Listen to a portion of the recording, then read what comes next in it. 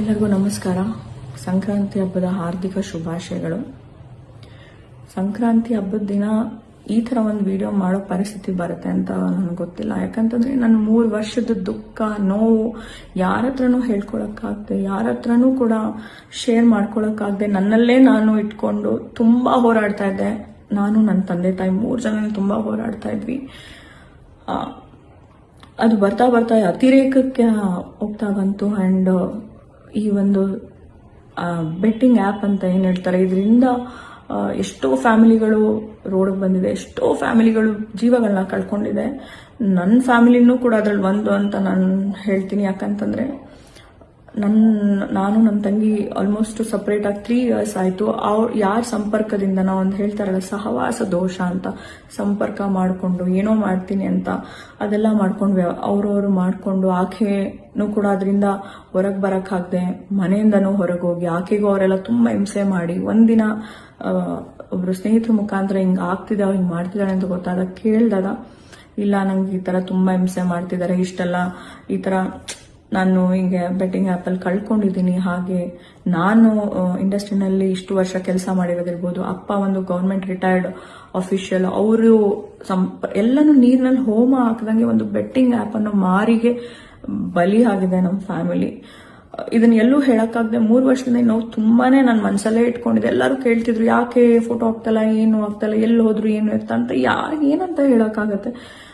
ಜೊತೆಯಲ್ಲಿ ಇರ್ಲಿಲ್ಲ ನಾವು. ಹಾಗಾಗಿ ನಮ್ಮ ಪಾಡಿಗೆ ನಾವಿದೆ. ಆಕೆನೂ ಕೂಡ ನಾನು ಯಾವುದೇ ಕಾರಣಕ್ಕೂ ನನಗೆ ಆಗಿರೋ ಅನ್ಯಾಯ ನನಗಿದು, ನಾನು ಇದನ್ನೆಲ್ಲ ಕ್ಲಿಯರ್ ಮಾಡ್ಕೊಂಡೆ ನಾನು ಬರ್ತೀನಿ ಅಂತಾನೂ ಕೂಡ ಆಕೆನೂ ಹೊರಗಡೆ ಇರೋದ್ರಿಂದ ನನಗೆ ಇತ್ತೀಚಿನ ದಿನಗಳಲ್ಲಿ ನನಗೆ ಅನಾಮಧೇಯ ನಂಬರ್ಗಳಿಂದ ಕಾಲ್ಸು, ಮೆಸೇಜು, ಸೋಷಿಯಲ್ ಮೀಡಿಯಾದಲ್ಲಿ ಯಾವ್ದಾದ್ರು ನನ್ನ ಒಂದು ಕೆಲಸದ ಸಲುವಾಗಿ ಫೋಟೋಸ್ ಎಲ್ಲ ಹಾಕಿದ್ರೆ ತುಂಬಾ ಕೆಟ್ಟದಾಗ ಕಮೆಂಟ್ ಮಾಡ್ತಾ ಇದ್ರು. ಆಮೇಲೆ ಹೊತ್ತಲ್ಲೆಲ್ಲ ಕಾಲ್ಸ್ ಬರ್ತಾ ಇತ್ತು. ನಾನು ಮಾತಾಡಿ ಯಾರು ಏನು ಅಂತ ಕೇಳಿದಾಗ ಹಿಂಗ್ ಮಾತಾಡ್ತಾ ಇರೋ, ನನಗೆ ದಯವಿಟ್ಟು ಇದು ನನಗೆ ಸಂಬಂಧ ಇಲ್ಲ.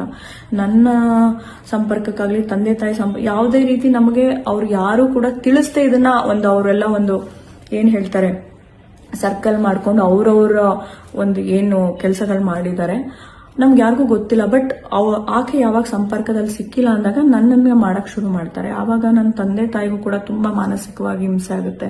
ನಾನಿಲ್ದೇ ಇರೋ ಟೈಮಲ್ಲಿ ಮನೆ ಹತ್ರ 3-4 ಜನ ಬರೋದು, ಕೇಳೋದು, ಇದೆಲ್ಲ ತುಂಬಾ ಅತಿರೇಕಕ್ಕೆ ಹೋದಾಗ ಸುಮಾರು ಸತಿ ನಾನು ಬ್ಲಾಕ್ ಮಾಡಿದ್ದೀನಿ, ಸುಮಾರು ಸತಿ ಇಗ್ನೋರ್ ಮಾಡಿದ್ದೀನಿ, ಡಿಲೀಟ್ ಮಾಡಿದ್ದೀನಿ.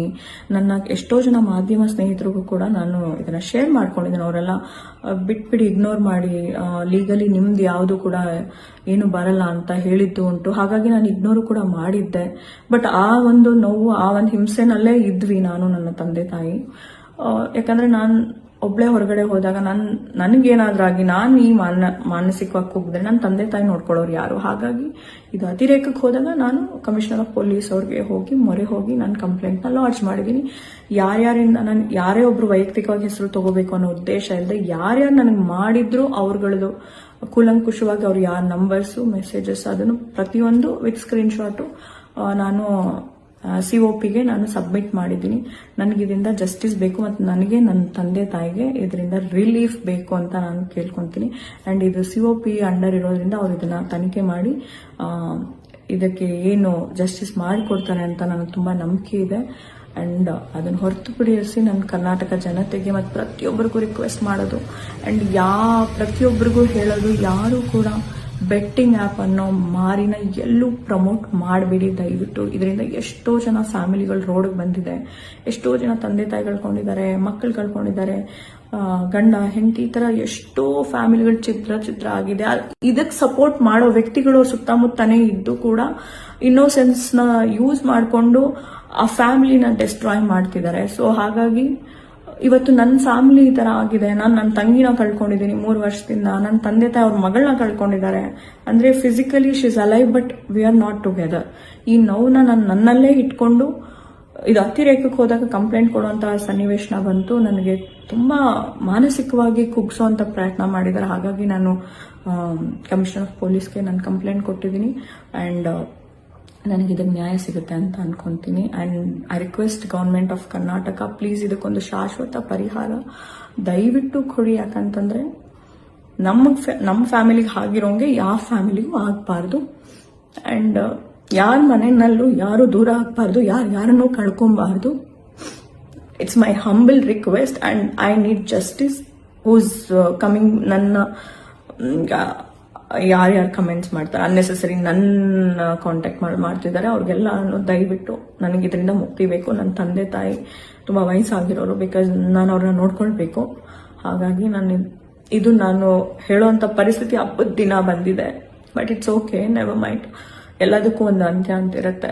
ಸೊ ನಾನು 3 ವರ್ಷದಿಂದ ಇಟ್ಕೊಂಡಿದ್ದಂಥ ನೋವು ಕಷ್ಟನ ನಾನು ಇವತ್ತು ಫಾರ್ ದ ಫಸ್ಟ್ ಟೈಮ್ ನಾನು ಹೊರಗಾಗ್ತಾ ಇದ್ದೀನಿ. ಸೊ ಜೈ ಹಿಂದ್, ಜೈ ಕರ್ನಾಟಕ ಮಾತೆ.